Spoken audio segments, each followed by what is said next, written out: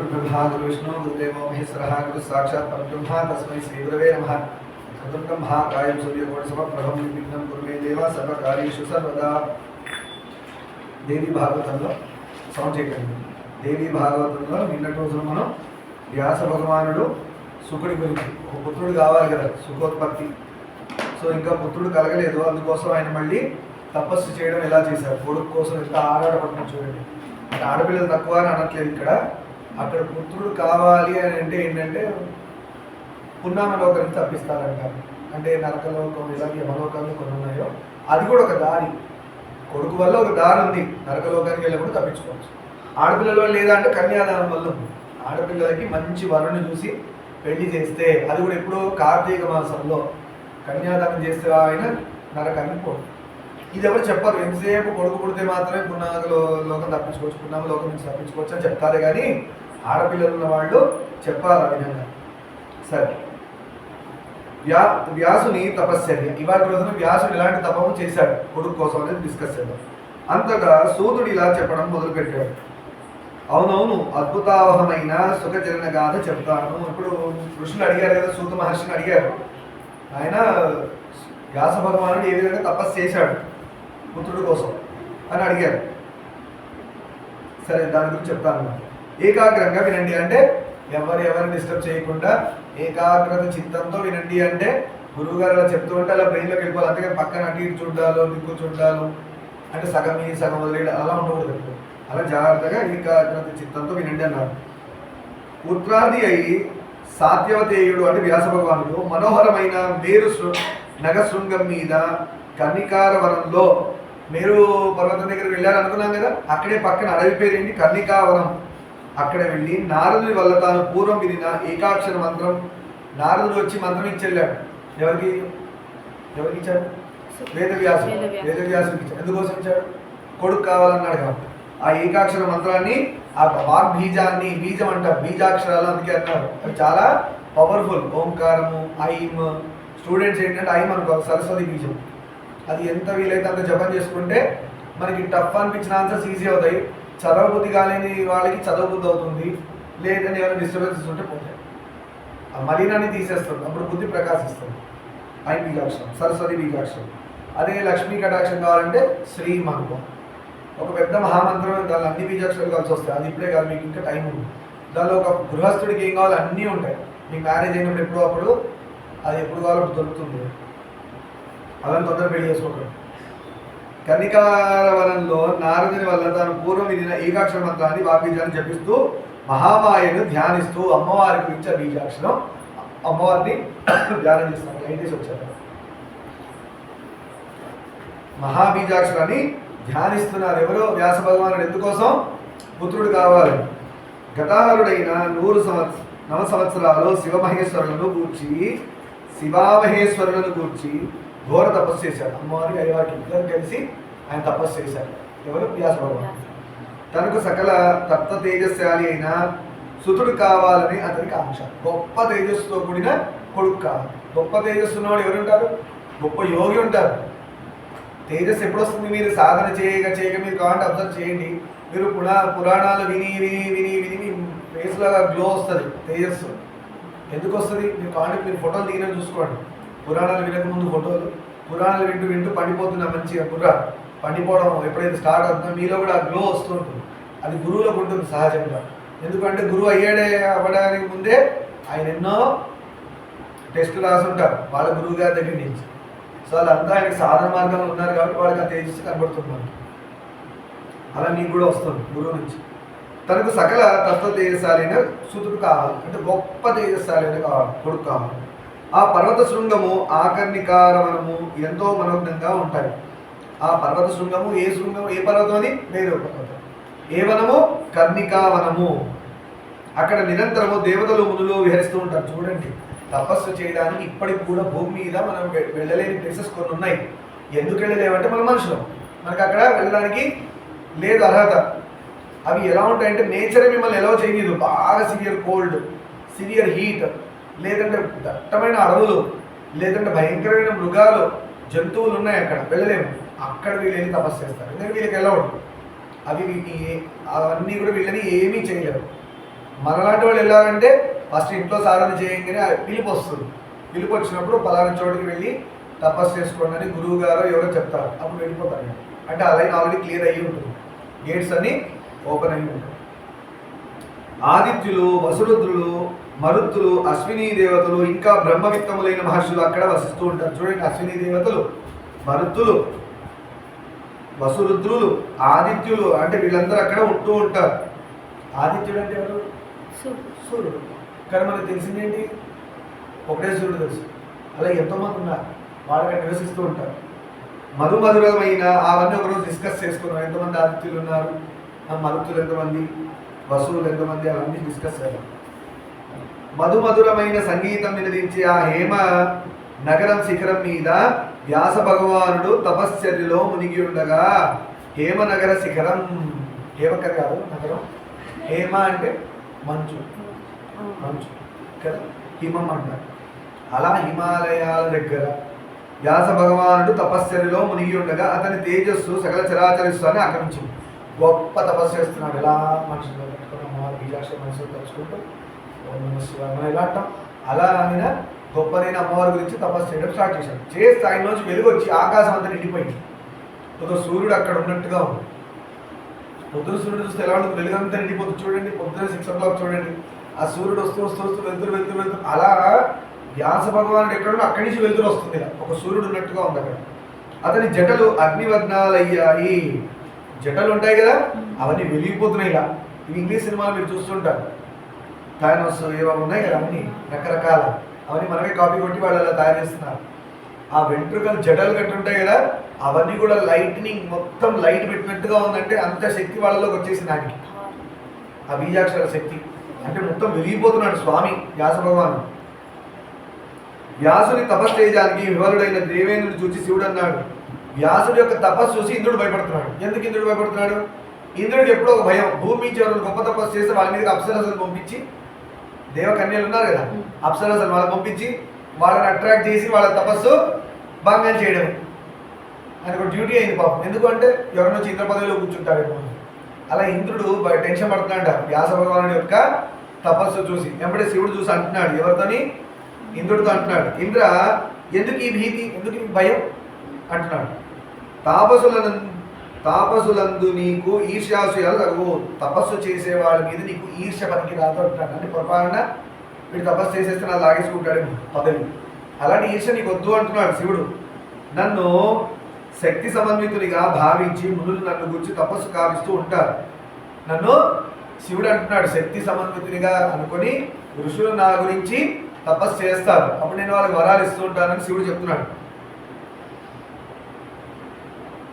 అంటే అమ్మవారితో కూడిన శివుడికి తపస్సు చేస్తున్నాడు. అదే కదా మన ఇందాక నుంచి తపస్సు కావిస్తూ ఉంటారు. నీకు ఏనాడు వారు అహితం తలపెట్టారు, నువ్వు టెన్షన్ పడకు, వాళ్ళు ఏ రోజు నీకు కీడు చేయరంటారు. కీడేంటి ఇంద్రుడికి? ఆ చేయి ఊడిపోవడమే, ఆ పదవి ఎవరో తీసేసుకుంటారు భయం. ఆ టెన్షన్ పడకు అని చెప్తున్నాడు. శివుడు చెప్పారు కాబట్టి ఇంద్రుడు కొంచెం ప్రశాంతంగా ఉంటాడు అని. నా వృషభధ్వజుని కానీ సచీపతి అంటే ఇంద్రుడు అంటున్నాడు, అయితే వ్యాసుడు ఎందుకు తపస్సు చేస్తున్నాడు స్వామి? మరి వ్యాసుడు ఎందుకు తపస్సు చేస్తున్నాడని ఇంద్రుడు శివుడు అడుగుతున్నాడు. అతని మనోగతం ఏమిటి అని మనసులో ఏముంది కోరిక అని ప్రశ్నించగా, కృష్ణద్వైపాయనుడు సుతార్థి అయి తపస్సుకు ఉపక్రమించాడు. శివుడు అంటున్నారు. కృష్ణద్వైపాయనుడు అంటే ఎవరు? వ్యాసుడు. ఆ పదవిలో ఉన్నది ఇప్పుడు ఎవరు? కృష్ణద్వైపాయనుడు. ఆయనే కదా శివుడి కోసం తపస్సు చేస్తున్నారు, కొడుకు కావాలని. 28వ వాడు వ్యాస భగవాను కృష్ణద్వైపాయనుడు అని చెప్పాడు. ఆయనకు ఒక మంచి కొడుకు కావాలంటే అందుకోసం తపస్సు చేస్తున్నాడు. ఇప్పటికి 100 సంవత్సరాలు అయింది, ఇప్పటికీ 100 సంవత్సరాల నుంచి తపస్సు చేస్తున్నాడు. అయినప్పుడు ఇంకా ఆయన కోరిక తీర్చే విధంగా తపస్సు శివుడికి అనిపించలేదేమో. 100 years తపస్సు చేసినా కూడా కొడుకు కోసం. చూడండి అప్పటి వాళ్ళకి ఎంత కష్టం కొడుకు కావాలంటే. ఇప్పుడు పుట్టలు కొడుకు అంటే కొడుకు, కూతురు అంటే కూతురు, అంతా పాపులేషనే. World's largest populated country. We are proud కదా ఇండియన్స్. ఇక అతనికి పుత్రదానం చేస్తాను అని పలికి సర్వలోకేశ్వరుడు శివుడు సాత్యవతిని సమీపించి అన్నాడు.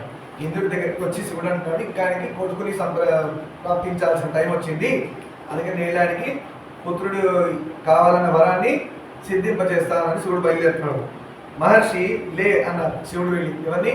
వ్యాస భగవానుడు అన్నారు. నీకు పుత్రుడు కలుగుతాడు. శుభం చెప్పేశారు, నీకు కొడుకు కలుగుతాడు. ఆ ఎలిజిబిలిటీ వచ్చేసింది. అన్ని సంవత్సరాల తపస్సు వ్యాసుడు చేసినందుకు కొడుకు వస్తున్నాడు. అయితే ఏదో కొడుకు వచ్చేస్తే అంత తపస్సు అవసరం లేదు. ఎలాంటి తపస్సు కొడుకు కావాలన్నాడు? గొప్ప తేజశాలని తపస్సు కాబట్టి గొప్పనైన తపస్సు కావాలి కదా. మరి ఆ శక్తి వాయ్ డిస్టర్బ్ చేయకండి, నువ్వు వెనకాల కూర్చో. అయితే గొప్ప తేజశాలి అయిన కొడుకు కావాలంటే ఏం చేయాలి? గొప్ప తపస్సు చేయాలి. రేపొద్దున మీకు కూడా గొప్ప గొప్ప బిడ్డలు వచ్చి మీకు ఫ్యూచర్లో మిమ్మల్ని ఇబ్బంది పెట్టకుండా, సొసైటీని పెట్టకుండా, రాక్షసులు లాంటి పిల్లలు పుట్టకుండా, ఇవాళ చూస్తున్నారు రాక్షసులు లాంటి పిల్లలు పుట్టుకున్నారు. వాడు అంటే రాక్షసుడు అంటే కూరలు ఉండవు, వాడు చేసే పనులన్నీ రాక్షసుడు. అలాంటి పిల్లలు పుట్టకుండా మీరు కూడా ఏం చేయాలి? గొప్పనైన తపస్సు చేయాలి. అంటే ఎలా చేయాలి? 100 సంవత్సరాలు చేయక్కర్లేదు. 100 సంవత్సరాలు చేస్తే శుకుడు పుడతాడు. మరి మీకు కట్టుకోండి. ఎలాంటి వాడు ముందు తెలుసు సుఖమహర్షి, కానీ మనకి అంత అవసరం లేదు. మనకి మనల్ని బాగా చూసుకునేవాడు, దేవుడు నమ్ముకునేవాడు, దేవుడిని పట్టుకొని వెళ్ళేవాడు, మళ్ళీ ఇబ్బంది పెట్టేవాడు, ఎవరిని ఇబ్బంది పెట్టేవాడు చాలా స్వామి అంటే ఆ ఎలిజిబిలిటీ రాగానే స్వామి తదాస్త అంటాడు. దానికి ఏం చేయాలి? నిత్యం మనం నిన్న నవవిధ భక్తులు చెప్తున్నాం కదా, అవునా కదా? ఏమని చెప్తున్నాం? శ్రవణం కీర్తనం విష్ణు, స్మరణం పాదసేవనం, తర్వాత అర్చనం వందనం దాస్యం సఖ్యం ఆత్మనివేదనం. ఈ 9 భక్తులు ఉన్నాయి, నవవిధ భక్తులు. ఇది ఒక్కటి పట్టుకున్నా అన్ని చేయగలిగితే మంచి అదృష్టం. నేనైతే అన్ని చేద్దామని చూస్తున్నాను. ఎందుకంటే మైండ్ మీరు పొల్యూట్ ఉండదు, మీరు ఫ్రెష్ మైండ్స్, మీకు తొందరగా ఏ ఒక్కటి పట్టుకుని వెళ్ళిపోతాం. మాలాంటి కూడా అంతా లక్ష ఉంటాయి, బుర్రలో పనికిరాని ఎక్కువ ఉంటాయి. సో 9లో తిప్పుతూ ఉంటే బెటర్ అని నేను ఆలోచిస్తున్నాను. అలా నాకు అనిపించింది. అతడు సత్వతేజోమయుడు, కీర్తికారకుడు, సత్యవిక్రముడు, సకల సాత్విక గుణ సంపన్నుడు కాగలడు. శివుడు అంటున్నాడు చూడండి, ఎలాంటి మాట, ఎలాంటి కొడుకు వస్తున్నాడు. అతడు సత్వతేజోమయుడు, సత్వగుణంతోనే ఉంటాడు. ఆయన రజోగుణం ఉండదు, తమో గుణం ఉండదు. అలాంటి వాడు దొరుకుతున్నాడు అదృష్టవంతుడు వ్యాసుడు. అంటే ఎప్పుడు నిరంతర భగవన్నామం, భగవత్ సంగీతం, నోరు తెరిస్తే దేవుడే, అంతే దేవుడి గురించే మాట్లాడతాడు. పనికిరాని సుత్తంతా మాట్లాడు. రజోగుణం తమో గుణాలు అస్సలు టచ్ చేయడు. కీర్తికారకుడు, గొప్ప కీర్తివంతుడు ఆయన. వ్యాసుడు అంటే వ్యాసుడు మించిపోయే కీర్తి ఉన్నవాడు ఆయన. అంటే నీ కొడుకు నిన్ను మించిపోతాడని చెప్తున్నాడు కీర్తిలో. సత్య విక్రముడు, గొప్పనైన సత్యాన్ని పట్టుకున్నవాడు అని అంటే అర్థం ఏంటి? మాట. అలానే బ్రహ్మాన్ని పట్టుకోవడం, సత్యాన్ని పట్టుకోవడం అంటే ఎప్పుడు ఆత్మనిష్టలో ఉంటాడు. సకల సాత్విక గుణ సంపన్నుడు, సాత్విక గుణాలు 3 అనుకున్నాం కదా మనం. ప్రథమ, మధ్యామిక, అధమ 3 రకాలుగా ఉన్నాయి కదా. అది 3 రకాల గుణ సంపన్నుడు కాగలడు. అలా కాకుండా సాత్విక గుణం, ఇంకోటి కూడా విశుద్ధ సత్వం ఉంటుంది, గొప్పనైన గుణం. అది దేవతలు ఉంటారు అలాంటి గుణంలో. అనగా సత్యవతీసుడు అమితానందంతో, సత్యవతీసూనుడు అమితానందంతో ఆయనకి ప్రాంజలి ఇచ్చి నిజాశ్రమ భూమికి వెళ్ళాడు. చాలా సంతోషం. స్వామి దండం పెట్టి ఆయన ఎక్కడి నుంచి వచ్చాడో అక్కడికి వెళ్ళిపోయాడు. వ్యాస భగవానుడు ఎందుకంటే వరం వచ్చింది కదా, అయిపోయింది. బహు వర్ష శ్రమాతరుడైన వ్యాస భగవానుడు నిజాశ్రమానికి వెళ్ళి యాగశాలలో అగ్ని నుండి అగ్నిమదనం చేస్తూ ఉండగా తన ఆశ్రమానికి వెళ్ళిపోయాడు కదా, యజ్ఞం చేస్తున్నాడు. యజ్ఞం చేయాలంటే అప్పట్లో 2 కర్ర పుల్లలు రాయాలి, రాస్తే దాని నుంచి అగ్ని పుడుతుంది. 2 కర్రలు ఇలా రాస్తే అగ్ని పుడుతుంది. అప్పట్లో అలా చేసేవాడు అగ్ని. అలా రాస్తుండగా ఆయన మనసులో సుతచింతాభారం ప్రాదుర్భవించింది. ఇలా అనుకుంటున్నాడు ఆయన మనసులో, ఎక్కడ కొడుకు ఎప్పుడు వస్తాడా, వస్తే బాగుండు కదా, నాకు కూడా కొడుకుంటే బాగుండు కదా అనుకుంటున్నాడు వ్యాస భగవానుడు. కర్రలు మాత్రం ఇలా రాపిడి చేస్తున్నాడు అగ్ని కోసం. మందనారిని సంయోగం వల్ల అగ్ని జనించాడే. ఎప్పుడే ఆ కర్ర పుల్లను రాసుకున్నందుకు ఏమైంది? అగ్ని పుట్టింది మధ్యలో. అలాగే నాకును సతోత్పత్తి అందుకు జరగరాదు, నాకు కూడా ఇలానే అగ్ని పుట్టినట్టే, నాకు కూడా కొడుకు పుట్టితే బాగుండు కదా అని అనుకుంటాడు. అగ్ని ఎక్కడి నుంచి పుట్టింది? అంటే కర్రలు రాసినందుకు పుట్టింది. నాకు కూడా ఇలా అగ్ని పుట్టినట్టు కొడుకు పుడితే బాగుండు కదా అనుకున్నాడు. అర్థమైందా? కానీ పుత్రజనని అయిన కాంత నాకు లేదు కదా, ఆమె భార్య లేదు, కొడుకు కలిగించే భార్య నాకు లేదు అనుకుంటాడు. ఒకవేళ కులీనయు పతివ్రతయు అగు తరుణిని చేరదీసిన ఆమె నాకు బంధన హేతు కాకుండా ఉంటుందా?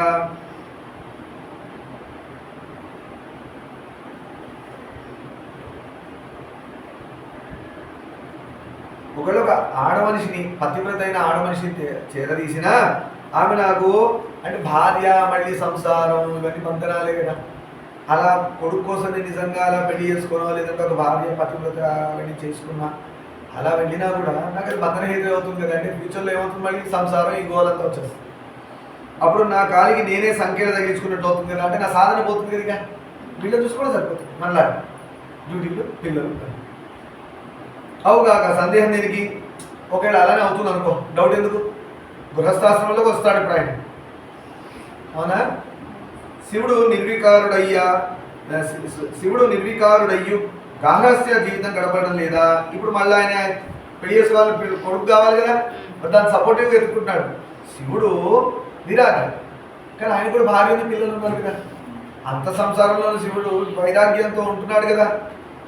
అలా ఉన్నప్పుడు నాకు కూడా ఆయన స్కోప్ ఉంటుంది కదా, అంటే సంసారం వల్ల నాకైతే తపస్సుకి ఇబ్బంది అవ్వదు కదా అని వెతుక్కుంటున్నాడు ఆప్షన్స్. నేను మాత్రం గృహస్థాశ్రమం ఎందుకు స్వీకరించరాదు, నేను ఎందుకు గృహస్థుడిగా మారకూడదు అనుకుంటున్నాను. వ్యాసం అంటే ఇప్పుడు బ్రహ్మచర్యంలో ఉన్నాడు ఆయన, గృహస్థుడిగా మారాలి, బిడ్డలు కావాలి అని మనస్సులో వితర్కించుకుంటూ ఉండగా, ఇలా మనసులో ఆయన తను మాట్లాడు, ఒక్కొక్కసారి మనం మాట్లాడుకుంటాం, అలా జరుగుతుంది. ఆకాశ మార్గాన ఘృతాచి అనే అప్సరాంగన ఆయనకు దృగ్గోచరం అయింది. పైనుంచి ఒక అప్సరస్సు పెడుతుంది, కనబడదు. ఆకాశ మార్గం ఒక అప్సరస్సు పెడుతూ ఉంది. ఈయన ఆవిడ చూశారు, ఎవరు? వ్యాసం. ఈయనకి ఎవరు కావాలనుకుంటున్నారు? ఒక మంచి పతివ్రతకు ఒక ఆడది దొరికితే పెళ్లి చేసుకొని పుత్రుడికి అందామని కోరిక ఈయనకి. ఎందుకు శివుడు ఓకే అన్నాడు కదా, మరి కలగాలంటే భార్య ఉండాలి కదా, భార్య లేకుండా అని అనుకుంటాడు. ఈ లోపు అప్సరస్సు వెళ్తుంది పైనుంచి. ఆ చెప్పలాంగిని చూడగానే వ్యాసుడికు మతి చెడింది. ఆవిడ చూడగానే బ్యూటిఫుల్గా ఉంది. అంత గొప్ప వ్యాసుడు, విష్ణుమూర్తి అంశ వ్యాసపోవాడు. ఆ అప్సరస్సును చూడగానే ఎంత బాగుంది అనుకున్నాడు. ఎందుకు? మనసులో ఏముంది?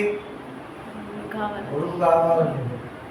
అదే కొడుకు కావాలని వ్యాసభావం లేకపోతే చూసేవాడు, తపస్సు చేసేవాడు, అంత అమ్మవారి రూపాలి అనుకునేవాడు. కానీ ఈయన మనసులో ఏముంది? కొడుకు కావాలను. అందుకని జాగ్రత్తగా ఉండాలి, ఎప్పుడు మనసులో ఏముందో అదే కనబడుతుంది. ఓకేనా? ఇప్పుడు కరెంటు పోయింది, గుర్తుపెట్టుకోండి, అర్థం ఉందా? కరెంటు పోయింది, నేనేం చేశాను, ప్యాంట్ తీసేసుకుంటే ఆ బెట్ అక్కడ పడిపోయింది, కరెంటు పోయింది. ఇప్పుడు అక్కడ చూశాను, పామేమో అనిపించింది. వెళ్తాను ఆ రూమ్లోకి, ఎప్పటివరకు వెళ్ళను? కరెంట్ వచ్చేవరకు. నిజంగా పాము ఉంది అక్కడ, వెళ్ళడం తెలుసు మీకు, కానీ నాకు తెలీదు. పొరపాటు తగ్గి కింద పడ్డది, అక్కడ అలా ఉంది, ఇలా పాము అనుకో. నేను పోటీ, నా మనసు ఏం చెప్తుంది? పాము అని చెప్తున్నందుకే నేను పోలేకపోతున్నాను. అది కాకుండా ఇందా నేను పోయాను కదా, ప్యాంట్ తెచ్చి పొరపాటు బెల్ట్ ఏమో అనుకో, తీసి మళ్ళీ తీసి కదా. అంటే మనసు ఏం చూపిస్తే అదే నీకు కనబడుతుంది. అదే మన జీవితంలో చేసే పెద్ద పెద్ద మిస్టేక్స్ అక్కడే అవుతున్నాయి. అవతలోడు మంచోడే, మన మనసు చెడు అని చూపిస్తే వాడు చెడు చూడటం స్టార్ట్ చేస్తాడు. మనసులో మంచి చూపిస్తే వాడు ఎంత విధమైన వాడు మంచిగా కనుకుంటాడు కదా, అవునా కదా? చెప్తూ ఉంటారు, నాన్న వాడు విధవ, వాడితో ఫ్రెండ్షిప్ చేయొద్దురా అంటే మీకు మంచిగా కనబడతాడు, వాడు విధవతోనే ఫ్రెండ్షిప్ చేస్తాడు. వాడు విధవని పక్కన వాళ్ళు కనబడుతుంది, మీకు ఎందుకు కనబడి? మీ మనసులో వాడు మంచిగా కనబడుతున్నాడు. అందులో వాడు చేసే దుర్గుణాలు, వాడుకున్న దిక్కుమాల అలవాట్లన్నీ కూడా మంచిగా అన్ని ప్లస్సే అనిపిస్తాయి. పక్కనే చూసేవాడికి అంటే వాడు చెడుగా చూడట్లే, వాళ్ళ ఎక్స్పీరియన్స్తో చూస్తారు పెద్దవాడు, దానివల్ల ప్లస్ మైనస్ తెలిసిపోతుంది. సరే, వ్యాసుడు మతి చెడింది, మదనతాప సంతప్తుడై ఇలా చింతించడం మొదలుపెట్టాడు. ఎప్పుడు ఆయనకి ఏమైంది? బాధ కలిగింది. అయ్యో ఇంత బాగా ఉంది ఈవిడ, ఇలాంటి భార్య ఉంటే బాగుండు, నాకు కూడా బిడ్డ కలిగేవాడు కదా అనుకుంటాడు. నేను ఈ సంకటావస్థలో ఏం చేయాలి? నాకు పెద్ద కష్టం వచ్చి పడింది. చూస్తేనేమో బ్యూటిఫుల్ లేడీ అలా పెడుతుంది, కొడుకు కావాలనేమో మనసులో ఉంది, ఈయనేమో బ్రహ్మచర్యంలో ఉన్నాడు, పెళ్ళి ఏమో కాలేదు. ఇది పెద్ద అవస్థ. పిల్లలు లేని వాళ్ళకి తెలుస్తుంది ఈ అవస్థ.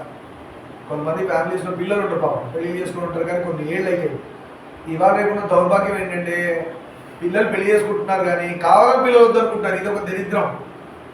నాకు ఆ పిల్లల అప్పుడే నా అంటున్నాను, ఇది రోగం వచ్చింది, కొత్త రోగం. రోగాలంటే మనం మెడిసిన్ వేసుకునే రోగాలు కాదు, అది ఫిజికల్గా ఉన్న రోగాలకి ఏంటంటే శారీరక రోగాలు మెడిసిన్ వేసుకుంటావు. దిక్కుమాల మానసిక రోగం ఉంది, అది కూడా కనబడి చావు. పెళ్లి చేసుకున్నారు పిల్లలు కాకుండా ఎందుకుంటారమ్మా? పెళ్లి చేసుకున్నారు అంటున్నప్పుడు పెళ్లి ఉద్దేశం ఏంటంటే తల్లిదండ్రుల వంశాన్ని ముందుకు తీసుకెళ్ళాలి, తప్పేం కాదు. పెళ్ళి అంటే అందుకే నేను పెళ్ళి దీన్ని అంత గరికతో పోల్చాను. గరిక ఏం చేస్తుందంటే ఒక చోట వచ్చిన గరిక ఇంకో చోట పాదం పెట్టి మళ్ళీ ఇలా విచ్చుకొని ఇలా వెళ్తుంటుంది. అందుకని వంశం ముందుకు వెళ్ళాలి, ఆ వంశం ఆగిపోతుంటే వాళ్ళకి గరికని పట్టుకోమంటారు. గరిక గడ్డిపోవచ్చు అంటారు సార్, వినాయకుడికి వేస్తారు గరిక. అలా గరికకి ఇంకో లక్షణం ఉంది, గరికని పట్టుకుంటే చేసిన పాపాలు పోతాయి. అందుకే సీతమ్మ వారు గరిక గడ్డిపోచు అట్టు పెట్టింది రావణాసుడితో మాట్లాడేటప్పుడు. ఎందుకు వాళ్ళ ఆయన లేనప్పుడు పరపురుషుడితో మాట్లాడాల్సి వచ్చింది. వాడు పిచ్చివాడుతో అవుతున్నాడు, వాడు తిట్టాలి కదా, రోషం వచ్చి వెళ్ళిపోతున్నాడు. అందుకనే అప్పుడు సీతమ్మ మధ్యలో గరికని పెట్టుకుంది, మధ్యలో పెట్టుకొని మాట్లాడాడు. అంటే నేను మా ఆయన లేనప్పుడు పరపురుషుడితో మాట్లాడే దోషం పోవాలి అని అనుకుంటున్నాను. అలా ఎవరికైనా వంశంలో పిల్లలు పుట్టకుండా ఉండే ఇబ్బంది ఉంటే వాళ్ళకి గరిక పోచి పట్టుకుంటారు. పట్టుకుంటే ఆ దోషం పోయి వాళ్ళకి సంతానం కలిగి ఆ వంశం ముందుకెళ్తూ ఉంటుంది. ఆ గరిక పోచ ముందుకెళ్ళినట్టుగా. మీరు గరిక అక్కడిక్కడ దొరకదు, గడ్డి కాదు గరిక అంటే. మీరు కొంచెం విలేజెస్లో అటు వెళ్తే ఎట్లా ఉంటుందంటే గరిక పైన 4 గడ్డిపోతలు వస్తాయి, దాన్ని పీకితే ఒక వైర్ లాంటిది కింద వెళ్తూ ఉంటుంది. ఇలా లాగుతుంటే టప్పా టప్పా టప్పా టప్పా టప్పా లేసి పెద్ద తీగ ఉంటుంది. గడ్డి కింద నుంచి ఇలా పోతుంటుంది తీగ ఒకటి. అది ఎక్కడైనా ల్యాండ్ అయితే అక్కడ గడ్డి లాంటిది వస్తుంది, చిన్న ఫాలికల్స్. మళ్ళీ కింద తీగ పోతూ ఉంటుంది, మళ్ళీ ఫాలికల్స్ వస్తాయి. అది ఒకప్పుడు నేను తెలియక చాలా చోట్ల అప్పుడు తెలియదు కదా ల్యాండ్. మళ్ళీ నా వంశం అయితే ముందుకెళ్తుంది, నాకు ప్రాబ్లం లేదు అట్లా. సరే,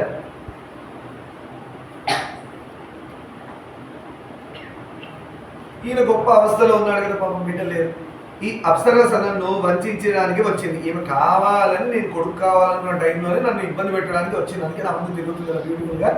సో దట్ నేను ఆమెని చేరదీసి బిడ్డను కంటానేమో అని కావాలని నన్ను ఏడిపడానికి దొరుకుతుంది అనుకున్నాడు. ఎవరికి వ్యాసభోగం అంటే ఇంద్రుడు పంపిస్తుంటాడు కదా అట్లా సతాయించడానికి. కామవసుడై నేను ఈమెను చేరదీస్తానా అంటే నాకు ఇప్పుడు ఏం కామమైనకి కోరిక. కామం అంటే కోరిక. ఏం కోరుకుంది? బిడ్డ కావాలని.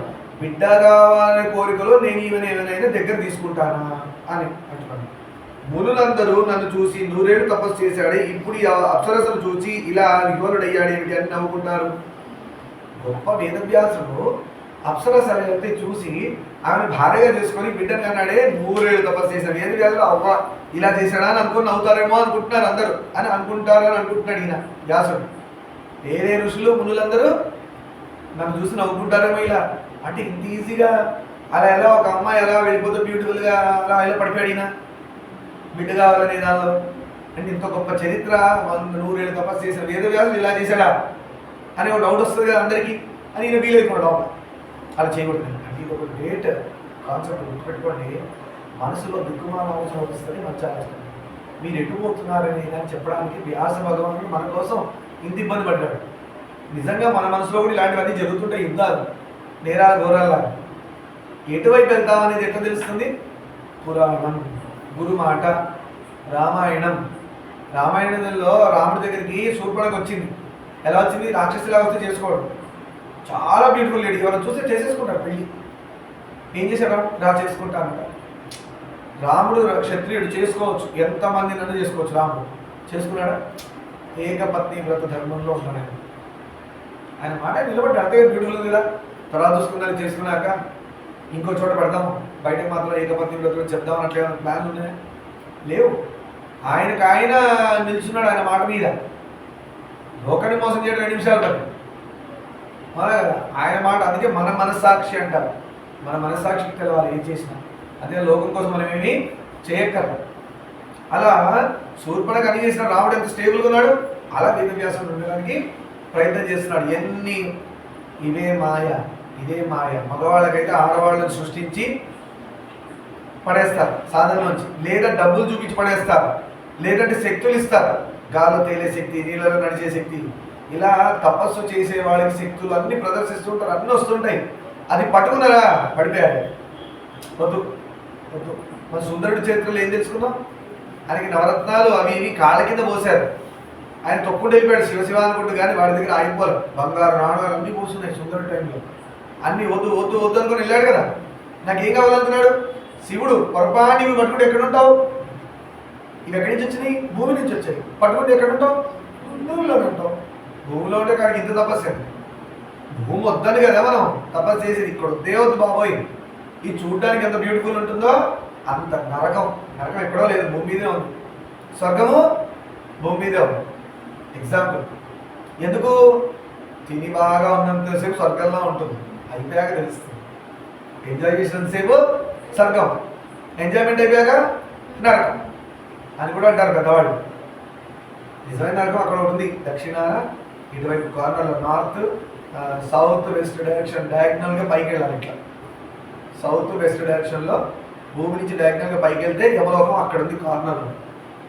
అర్థమైందా? నైరుతి దిక్కులో నివృత్తి అంటారు. సరే అని నవ్వుకుంటారేమో అని వ్యాసుడు అనుకుంటున్నాడు. అయితేనే గృహస్థాశ్రమ స్వీకారం వల్ల అనిర్వచనీయమైన సౌఖ్యం చేకూరుతుంది. గృహస్థాశ్రమం అయితే ఏంటి? నవ్వుకొని లోపల నడుస్తుంది మ్యాచ్ అంతా. నవ్వుకొని గృహస్థాశ్రమంలో ఏమవుతుంది? గొప్పనైన సౌఖ్యం కలుగుతుంది. మంచి భార్య ఉంటుంది, పిల్లలు ఉంటారు, పున్నామ నరకం నుంచి తప్పిస్తాడు కొడుకు, గొప్పనైన పుత్రుడు కలుగుతాడు. ఇలా ఉంటే కలుగుతాడా? కలడు కదా అని అనుకుంటున్నాడు. పుత్రలాభం కలుగుతుంది. నాకు శివుడు ఇచ్చాడు, ఏమని వరం? మంచి కొడుకు కలుగుతాడు అంటే శివుడు ఓకే, నాకు ఇంక నేను కాగాలి అలా ఆలోచన వస్తుంది. స్వర్గం లభిస్తుంది. వ్యాసుడు అంటున్నాడు కొడుకు వల్ల స్వర్గం, నరకం పోడిగా మోక్షం వస్తుంది. ఆ కొడుకు గొప్పవాడైతే తండ్రికి మంచి లోకాలు కలుగుతాయి. అదే కదా మన రాముడు రావడానికి సకల చక్రవర్తులు కూడా గంగా నదిని తీసుకొచ్చారు, దేవగంగని అని మహాజ్ఞానులే అన్నారు కదా. కొడుకుంటే మంచి కొడుకుని కంటే మోక్షం కూడా లభిస్తుంది. ఎందుకంటే వాడు ఏం చేస్తాడు? రాముడు లాంటి కొడుకు వచ్చాడు, ఏమవుతుంది? దశరథ మహారాజుకి మోక్షం వస్తుంది. కృష్ణుడు లాంటి కొడుకు వచ్చాడు, నందుడే మోక్షం వస్తుంది. కానీ ఈ అప్సరసను నమ్మేదా? ఈ అప్సరసను ఎట్లా నమ్మాలి? నేను నమ్మి ప్రొసీడ్ అయితే ఏమవుతుందో? ఆ విధంగా అప్సరసన ఇంకెవరా? నన్ను టెస్ట్ చేయడానికి వచ్చారా? నేను ఫ్లాప్ అయ్యి నేను ఫెయిల్ అవుతానా? ఫూల్ అవుతానేమో? ఇన్ని నడుస్తున్నాయి. పురూరవ చక్రవర్తి ఊర్వశి వసంగతుడై పరాభూతుడైన కథను నేను నారద మహర్షి వల్ల పూర్వం విని ఉన్నాను కదా. పురూరవ చక్రవర్తి ఒక ఆయన ఉన్నాడు, ఆయన ఊర్వశిని బాగా లైక్ చేశారు. ఆవిడ కొన్ని కండిషన్స్ పెట్టి నెక్స్ట్ వస్తుంది పురూరవ చక్రవర్తి కథ కూడా వస్తుంది దీనిలోనే భాగంగా. ఊర్వశి అందు బాగా మనసు పెట్టుకున్నాడు. దేవకన్యలకు ఏంటంటే మళ్ళాగా పెళ్ళిళ్ళు ఇవన్నీ గోలు ఉండవు. వాళ్ళు ఎవరి ఇష్టమైతే వాళ్ళని చేరుతారు, వాళ్ళతో హాయి బిడ్డని అంటారు, వెళ్ళిపోతారు. భూమి మీద ఉన్నవాడు పెంచుకోవాలి. వాడు భూమి మీద ఉన్న వాళ్ళు కాదు కదా, వాళ్ళకి ఈ రూల్స్ వర్తించవు. వాళ్ళు ఎక్కడో ఉంటారు దేవకన్యలు, వాళ్ళ పెళ్ళిళ్ళు ఇవేమి ఉండవు. వాళ్ళు ఎంతమంది బిడ్డలైనా కనవచ్చు. కన్నా కూడా మనలాగా ముడతల శరీరాలు 60 ఏళ్ళు దాటాలి 80, ఎప్పుడు టీనేజర్సే వాడు. ఎప్పుడు బ్యూటిఫుల్గా ఉంటారు, ఎప్పుడు టీనేజ్లోనే ఉంటారు. అంటే నిత్య యవ్వనం అంటారు, చాలా బ్యూటిఫుల్గా. అసలు వాళ్ళని చూస్తేనే అలానే చూస్తామండి, అలా ఉంటారంట దేవకన్యలు. వాళ్ళ రూల్స్ వేరు. అందుకే వాళ్ళు అప్పుడప్పుడు భూమి మీద వచ్చిపోతుంటారు, ఇంద్రుడి డైరెక్షన్లో వస్తుంటారు, లేదంటే ఒక్కొక్కసారి ఇక్కడున్న బ్యూటీని చూడడానికి కూడా వస్తుంటారు. భూమి చాలా బ్యూటిఫుల్గా ఉంటుంది, అమ్మవారి రూపం కదా, చాలా బ్యూటిఫుల్గా ఉంటుంది. అదే గంధర్వులు అందరూ తిరుగుతుంటారు. హిమాలయాలు గొప్ప గొప్ప ఉన్నాయి, ఎర్త్ మీద ప్లేసెస్ మనకు తెలియవు, చాలా బ్యూటిఫుల్ ప్లేసెస్. మీరు జస్ట్ గూగుల్లో బ్యూటిఫుల్ ప్లేస్ అని ఎర్థం కొడితేనే మనం ఇలా చూస్తుంటాం. ఇవి మనకు కనబడేవి వాళ్ళు సృష్టించిన ప్రదేశాలు ఎన్నున్నాయి భూమి మీద. అక్కడికి వెళ్ళి విహరించుతుంటారు. అరుణాచలం అలాంటి ప్లేస్. అలానే ఇంకోటి ఉంది మానసరోవరం, హిమాలయాల దగ్గర. అక్కడ మానసరోవరంలో రాత్రి మీరు 12 నుంచి 4 వరకు మేల్కొని చాలా మంది మేల్కుంటారు సాధన చేసేవాళ్ళు. మేల్కొని చూస్తే దేవతలు ఇలా నక్షత్ర రూపంలో వచ్చి ఆ సరస్సులో స్నానం చేసి వెళ్ళిపోతుంటారు. మీరు చూడొచ్చు లైట్ రూపంలో, ఇట్లా చూడొచ్చు. మనం టిబెట్ వెళ్ళే అదృష్టం ఉండాలి. హెల్త్ పర్మిట్ చేయాలి, వెల్త్ పర్మిట్ చేయాలి, రెండు ఉన్నాయి. ట్రై చేయండి అనే వేద వ్యాసుడు కలవరపడ్డాడు. అలా పురూరవ చక్రవర్తిని ఊర్వశి కండిషన్స్ పెట్టింది. చాలా రోజులు ఆయనతో ఉంది, చాలా సంతోషంగా ఇద్దరు గడిపారు. పెళ్ళిళ్ళు అవే ఉండవు కాన్సెప్ట్ దేవకన్యలతో. అలా చాలా రోజులు ఉంది. ఆమె పెట్టిన కండిషన్స్ ఒకరోజు ఆయన ఫెయిల్ అయ్యారు. నిర్దాక్షిణ్యం వదిలేసి వెళ్ళిపోయింది. ఆమెకు తెలుసు పురూరవుడికి చాలా ఇష్టం ఊర్వశి అంటే కూడా. ఆమె కూడా లైక్ చేసి వచ్చింది, కానీ ఆమె కండిషన్స్ ఫెయిల్ అయింది. నిర్దాక్షిణ్యం వదిలేసి మళ్ళీ దేవలోకాన్ని ఇంద్రుడి దగ్గరికి వెళ్ళిపోయింది. దానికి ఇంద్రుడే కారణం, అలా మళ్ళీ రిటర్న్ పిలిచేసుకోవడానికి. ఎందుకంటే దేవకన్య కదా ఇంద్రుడి దగ్గర ఉండాలి, భూమి మీద ఎలా ఉంటుంది? ఉండకూడదు. కొన్ని రోజులు ఉంది ఆయన కోసం అని వెళ్ళిపోవాలి. వెళ్ళిపోవాల్సిన టైం వచ్చినప్పుడు ఇంద్రుడు ఏం చేస్తాడు? ఏదో ప్లాన్ వేసి తీసుకెళ్ళిపోతాడు, ఉండనియాడు. అలా తీసుకెళ్ళిపోయారు. ఆ పురూరవుడు ఏం చేశాడు? ఎన్నో రోజులు బాధపడి అంటే ఆమె మీదే పెట్టుకున్నాడు మనసు. ఒకరోజు ఈ మన యుద్ధం జరుగుతుంది పాండవుల పంచపాండవులు ఉన్నారు కదా, ఆ యుద్ధం సమయంలో కనబడదు ఊర్వశి. ఎవరికి? పురూరవుడికి. వెళ్ళి తిడతాడు, నీకు అసలు బుద్ధి ఉందని నేను ఎంత ప్రేమించాను అది ఇదని చెప్తాడు. చెప్తే ఆవిడ ఒక మాట అంటుంది, స్త్రీల ఎందు దేవకన్యలందు అంత పిచ్చి పెట్టుకోవద్దని చెప్పి వెళ్ళిపోయింది. అర్థమైంది? అంటే ఏంటి? నువ్వు మనిషివి, నీకోసం వచ్చాను, నాకు బాగుంది. ఎందుకంటే నువ్వు చేసిన తపస్సు అలాంటి చేసిన తపస్సుని నేను మెచ్చి ఉన్నాను నీతో చాలా రోజులు, నీకున్న లక్షణాల వల్ల. కానీ అలా నన్నే ఉండిపోమంటే కుదరదు కదా, నాకు కుదరదానికి ఉండదు. నా డ్యూటీస్ వేరు, నీ డ్యూటీస్ వేరు అని చెప్పేసి వెళ్ళిపోయాను. అలా నేను కూడా భంగపడతానేమో అని వ్యాసుడు అనుకుంటున్నాడు. ఆ ఎగ్జాంపుల్ గుర్తొచ్చింది. అది ఎవరు చెప్పారు? నారదుడు చెప్పారు వ్యాసుడికి, పురూరవుడి పరిస్థితి ఇలా అయింది ఆయన.